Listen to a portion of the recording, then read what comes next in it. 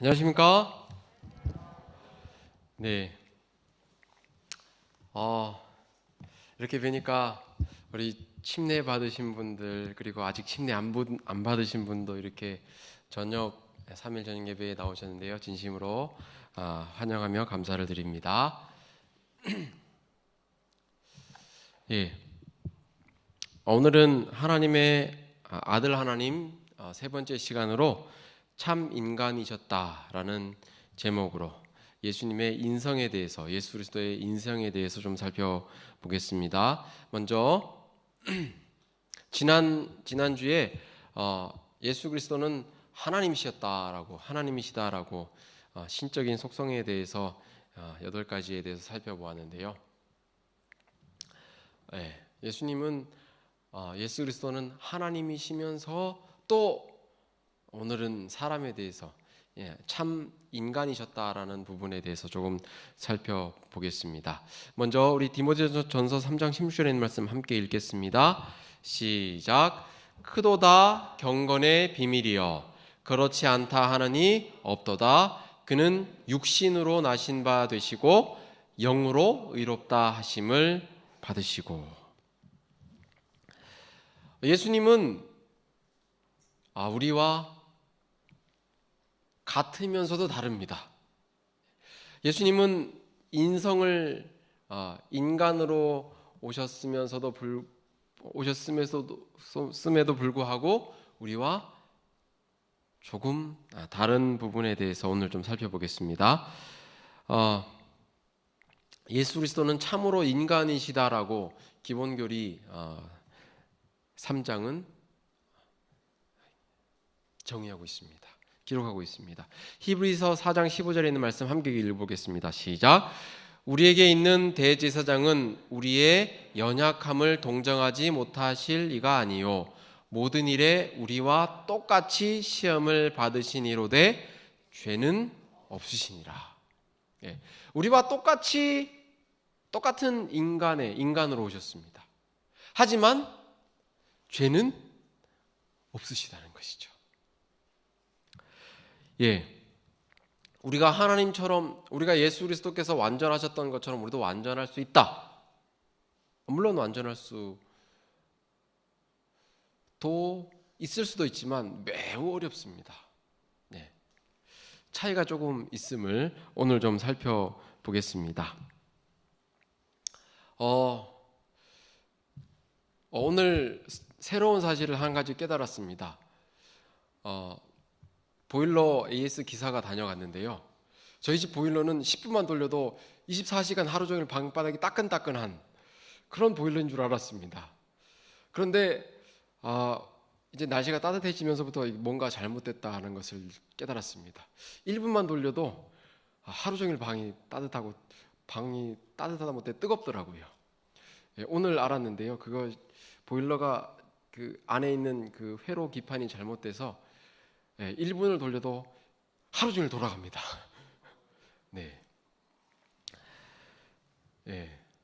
지금까지 겨울에 10분만 돌려도 이렇게 방이 따뜻하구나. 역시 잘 지었다라고 생각했는데요. 보일러가 고장이었더라고요. 우리는 알아야 합니다. 예수 그리스도에 대해서도 우리는 알아야지 실수하지 않는다는 사실을 제가 오늘 다시 한번 보일러를 통해서 깨달았습니다. 첫 번째로 예수님은 아기로 태어나셨습니다. 인간으로 탄생하셨는데요. 갈라디아서 4장 4절에 보면 때가 차면 하나님이 그 아들을 보내사 여자에게 나게 하시고 율법 아래에 나게 하셨다라고 기록하는데요. 분명히 예수님은 아기로 태어나셨습니다. 그렇죠? 우리 모두는 아기로 태어났습니다. 마찬가지로 예수님도 아기로 태어나셨습니다. 왜 아기로 태어나셨는지 아십니까? 네? 왜 굳이 예수님은 아기로 태어나셨을까요? 예수님은 성령으로 태어나시기 때문에 굳이 아기로 안 태어나실 수도 있으셨는데 예수님은 아기로 태어나셨습니다. 왜 그런지를 기본교리는 이렇게 이야기하고 있습니다. 그분은 당신의 모친을 통하여 참된 인성을 취할 수 있으셨다라고 기록합니다. 성령으로 예수님께서 잉태되셨지만 예수님께서는 어머니 마리아를 통해서 참된 인성을 가질 수 있게 되셨다는 것입니다. 어머니 마리아에게서 태어나기 쉽기 때문에 예수님은 인성을 취하실 수 인간으로 인간이라는 대우를 인성을 취하실 수 있었다는 것입니다. 네, 예수님은 아기로 어머니에게서 여자에게서 태어나셨을 뿐만 아니라 똑같이 자라나셨습니다. 누가복음 2장 40절에 보면 아기가 자라며 강화해지고 지혜가 충만하며 하나님의 은혜가 그의 위에 있더라라고 이야기하면서 52절에서는 예수는 지혜와 그 키가 자라가며 하나님과 사람에게 더욱 사랑스러워 가시더라라고 예수님의 그 어릴 적의 그 모습에 대해서 짧게 설명해 놓았습니다. 예수님의 어릴 적 모습은 크게 많이 기록되어 있지는 않습니다. 하지만 예수님은 바르게 자랐다. 지혜와 키가 하나님과 사람 앞에 점점 자라갔다. 하나님의 은혜가 그 위에 있었다라고 기록을 하고 있습니다. 예수님은 저와 여러분이 어렸을 때가 있는 것처럼 예수님도 어릴 적 동심이 있었습니다. 예수님은 12살이 되었을 때 6월절에 성인식으로 6월절을 성전을 찾으셨다가 6월절 양이 죽는 것을 보시면서 메시아의 사명을 깨달으셨습니다. 그런데 우리와 똑같죠? 인간적으로 성장했죠? 그런데 다른 점이 있는데요. 교리에는 이렇게 기록합니다. 그분은 성장의 과정을 거치셨으나 죄를 범하지 않으셨다. 예수님은 우리와 똑같이 어린 시절을 보내셨습니다. 하지만 뭐라고요? 죄를 범하지 않으셨다. 여러분, 우리 어린 시절 죄를 범하셨습니까? 안 범하셨습니까? 저도 어린 시절 부모님께 거짓말도 했다가 혼난 적도 있고요. 이게 도둑질도 이렇게 한 적이 있고요. 그런데 예수님은 어린 시절도 죄를 범하지 않으셨다는 사실입니다. 대단하시죠? 우리와 처음부터 조금 다릅니다. 똑같이 인간으로 태어나셨지만 어때요? 우리는 아버지와 어머니의 유전자로 태어났지만 예수님은 성령으로 잉태되셨고 어머니만. 그렇기 때문에 그리고 어렸을 때의 그 모습도 조금 다릅니다. 어렸을 때 어때요? 저희 아이들이 안 왔네요. 다행이네요. 이제 큰 애가 있었는데 큰 애가 이게 이쁨을 독차지하잖아요. 엄마 아빠에게. 근데 둘째가 태어나면 어때요? 관심이 둘째한테로 조금 쏠립니다. 첫째는 이제 자기 할 말 하고 할 수 있는데 둘째는 이제 막 갓 태어났으니까 그렇잖아요. 둘째한테 신경이 쓰면 큰애는 어떻게 합니까? 뭔가 자기의 그 불만과 이런 것을 표출합니다. 이것이 사람의 본성입니다. 그런데 예수님께서는 그렇게 하지 않으셨다는 사실입니다.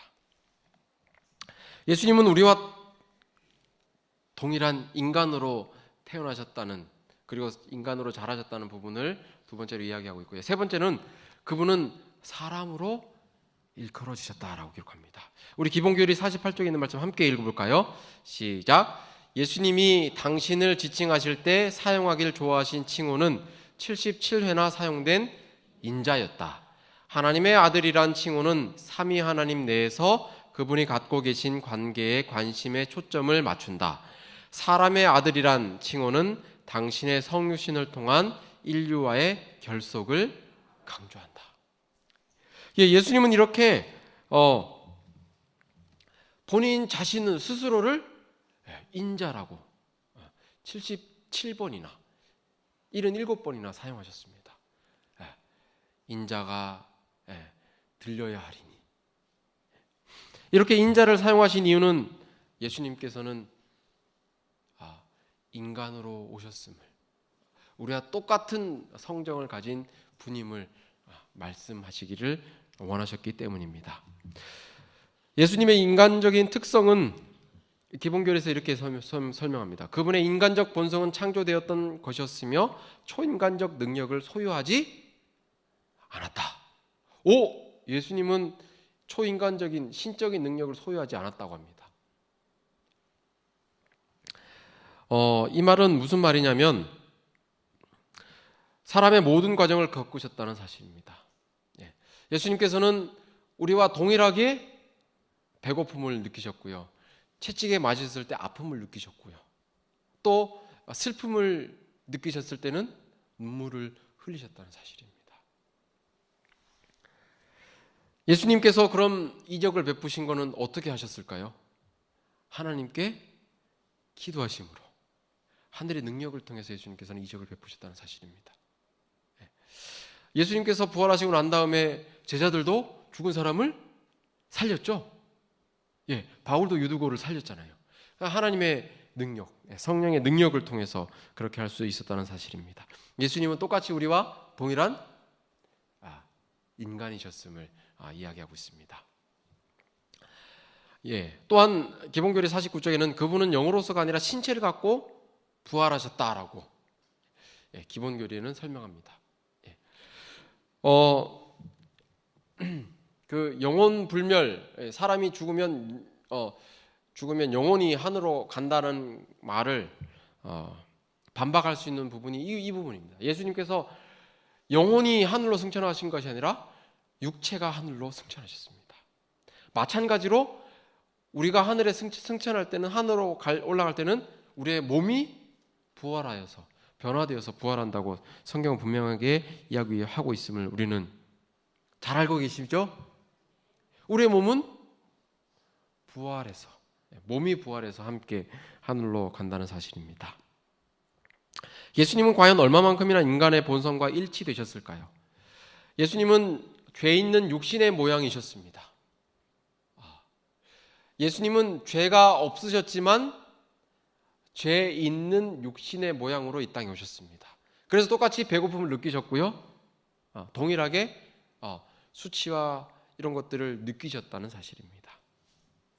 그런데 우리와 단지 다른 점은 우리는 죄가 조금 있든지 많이 있든지 있긴 있습니다. 그렇죠? 그런데 예수님은 죄가 하나도 없어요. 무죄하심은 의심의 여지가 없다는 사실입니다.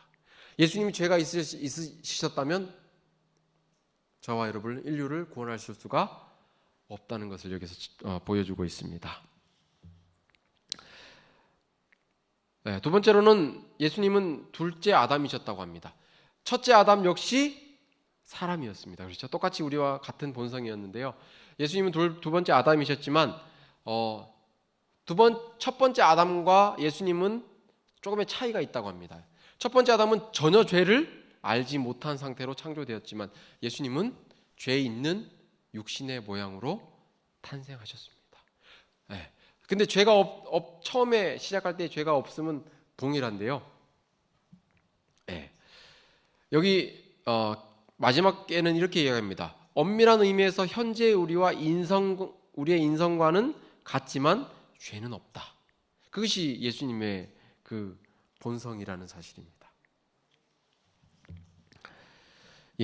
계속해서 보겠습니다. 예수님은 시험을 겪으셨습니다. 우리와 똑같이 시험을 받으셨는데요.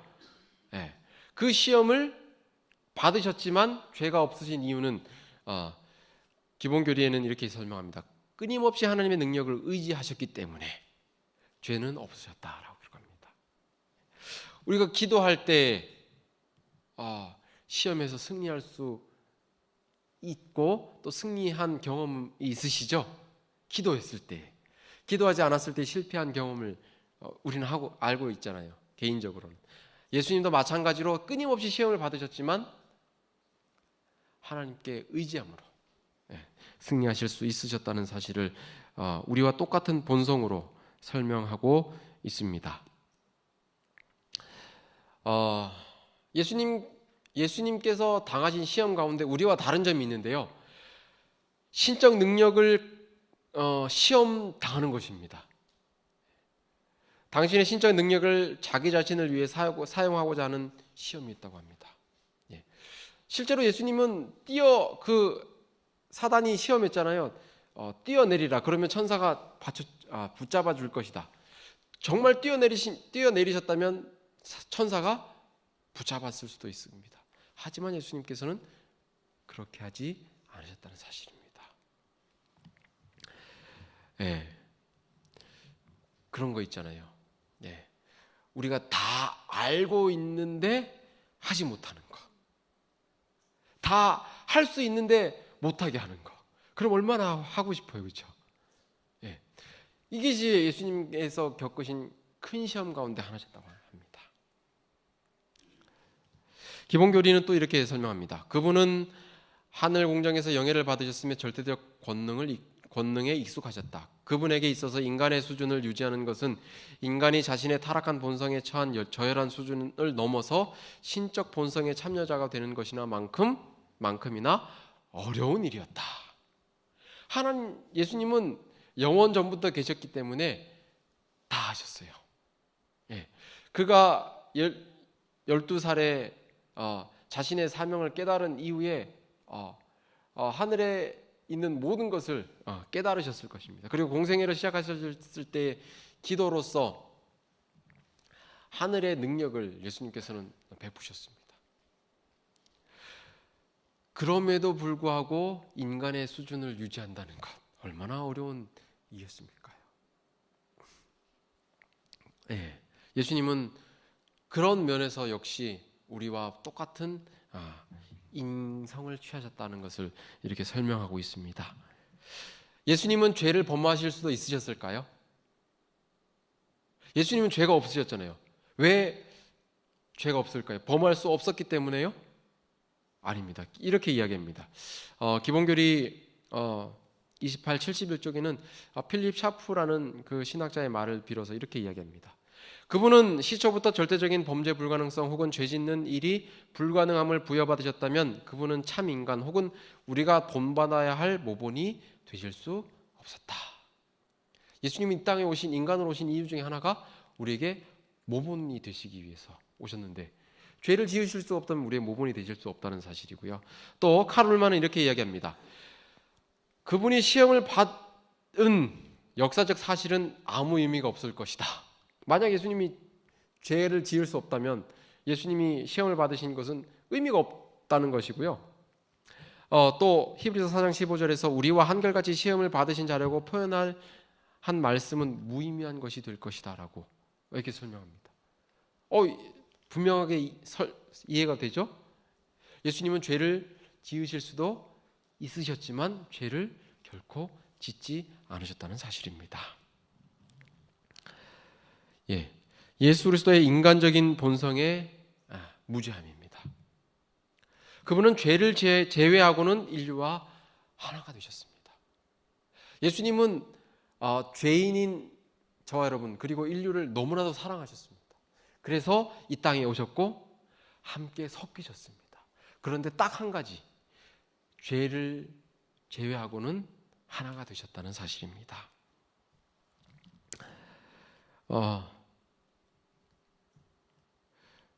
이렇게 계속해서 설명합니다. 바울은 예수님의 무죄함을 이렇게 설명합니다. 우리와 한결같이 시험을 받으신 자로 돼 죄는 없으시다. 또 죄를 고린도후서 5장 21절에는 죄를 알지도 못하신 자다라고 이렇게 표현을 했고요. 베드로는 예수님은 죄를 범치 아니하시고 그 입에 괴사도 없으시다라고 베드로전서 2장 20절에서 말씀하셨고요. 흠없고 점없는 어린 양이 예수 그리스도시다라고 고백하고 있습니다. 또 요한은 요한일서 3장 5절과 7절에서 죄가 없고 의로우시다라고 이렇게 기록하고 있습니다. 고백하고 있습니다. 예수님은 인간적인 본성을 가지셨지만 죄는 아예 없으셨습니다. 그러면 왜 예수님께서 인간의 본성을 취하셔야 했을까요? 궁금하시죠? 그것을 네 가지로 정의하고 있는데요. 인류를 위한 대제사장이 되시기 위함이었습니다. 예수님께서는 메시아로서 하나님과 사람 사이의 중재자로서의 그 직분을 이행하시기 위해서는 인간의 본성을 취하는 일이 필요해야만 했다라고 주석은 설명하고 있습니다. 두 번째로 가장 타락한 인간까지도 구원하시기 위해서 예수님은 인성을 취하셨다는 사실입니다. 빌립보서 2장 7절, 빌립보서 2장 5절에 있는 말씀 다 잘 아시죠? 너희 마음에 이 마음을 품으라 곧 그리스도 예수의 마음이니 그는 근본 하나님과 본체시나 하나님과 동등됨을 취할 것으로 여기지 아니하시고 오히려 자기를 비어 종의 형체를 가져 사람의 모습으로 나타나셨고 죽기까지 복종하셨다라고 하셨는데요. 그렇게 하신 이유가 가장 바닥에 있는 사람까지도 구원하시기 위해서 종의 수준까지 내려가시는 것이 필요했다는 사실입니다. 얼마나 예수님께서 우리를 사랑하셨는지를, 얼마나 예수님께서 죄인을 사랑하셨는지를, 예수님께서 인간의 본성을 취하셔야 하는지를 통해서 우리는 다시 한번 생각해 볼 수 있다는 사실입니다. 예수님은 정말 저와 여러분을 사랑하셨음을 우리는 깨달을 수밖에 없습니다. 이 기본교리를 한번 읽어보시길 강구드립니다. 기본교리를 다시 한번 이렇게 차근차근 읽어보니까요. 사실 기본교리 공부가 제가 그 목회 시험 볼 때 기본교리 열심히 공부했고요. 그리고 중간중간 보긴 했지만 이렇게 또 자세하게 읽어보지는 못했는데 이번 기회를 통해서 다시 한번 이렇게 읽어보는데요. 예수 그리스도의 사랑, 그 모습들을 다시 한번 이렇게 깨달으면서 참 예수 그리스도의 사랑과 감사에 대해서 느낄 수 있었습니다. 예수께서 인간의 본성을 취하셔야 할 세 번째 필요성은 당신의 생명을 세상에 주시기, 죄를 위해서 주시기 위함이었습니다. 하나님은 죽이실 수가 없으시잖아요. 그래서 이 땅에 인간으로 인성을 취하셔야 했다는 사실입니다. 당연한 말이죠. 근데 우리는 생각하지 못했는데 예수님께서 인성을 취하셔야 할 필요성의 핵심 중에 하나가 이것임을 깨달았습니다. 그리스도의 신적 본성은 죽을 수가 없습니다. 그러므로 죽기 위해서는 그리스도가 인간적 본성을 소유하셔야만 했던 것입니다. 예수님은 인간이 되셔서 죄의 값을 치르셨는데 그것은 사망이었습니다. 로마서 6장 23절에 죄의 삭은 사망이요라고 말씀하고 있잖아요. 그래서 저와 여러분, 우리 조상들과 후손 모든 인류의 죄값을 위해서 사망으로 죄값을 치르셨다는 사실입니다. 뿐만 아니라 예수 그리스도는 우리가 미래에 지을 죄까지도 십자가에 달려서 다 속하셨다는 사실입니다. 그래서 죄 때문에 혹시 내가 지은 죄 때문에 구원받지 못할 것이라는 그런 두려움은 갖지 않게 되시길 바랍니다. 우리가 주님께 모든 죄를 다 가지고 나아가면 주님은 다 사해 주실 수 있는 능력을 가지신 분이십니다. 예수님께서 이 땅에 오셔서 죄인들을 위해서 십자가에 달려 죄값을 치르셨기 때문입니다. 마지막으로 예수님께서 인간의 본성을 취하신 이유는 우리의 모본이 되시기 위함이었습니다. 예수님은 우리에게 본을 보여주시기 위해서 죄가 없으시기 때문에 침례를 받지 않으셔도 되는데 침례를 받으셨습니다. 예수님은 인간의 모습으로서 우리가 모본을 보이기 위해서 새벽 미명에 그리고 해가 진 다음에 하나님 아버지께 기도하셨습니다. 승리하시기 위해서, 육신의 모양으로 사단의 그 큰 시험을 승리하기 위해서 기도해야지만, 끊임없이 하나님 아버지께 매어 달려야지만 승리할 수 있음을 보여주시기 위해서 우리에게 이 땅에서 그렇게 사셨다는 사실입니다.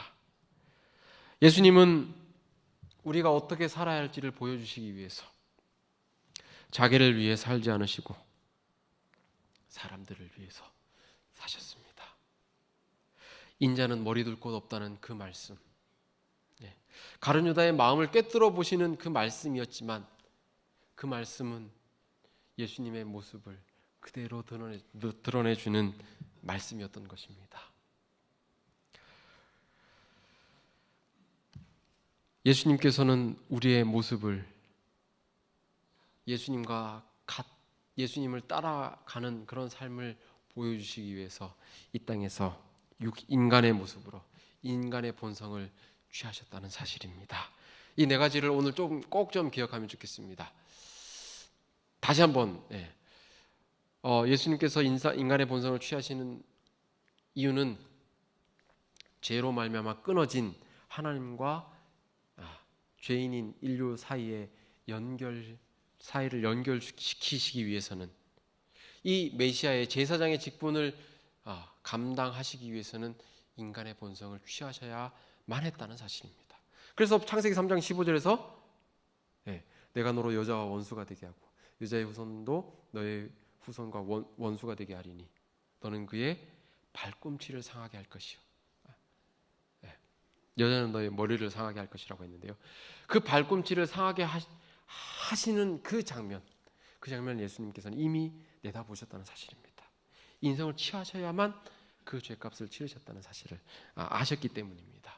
두 번째로는 타락한 인간까지도 구원하시기 위해서, 그 사랑이 얼마나 큰지를 우리 예수님께서 인성을 취하신, 성육신하신 그 모습을 통해서 깨달으면 좋겠습니다. 세 번째로는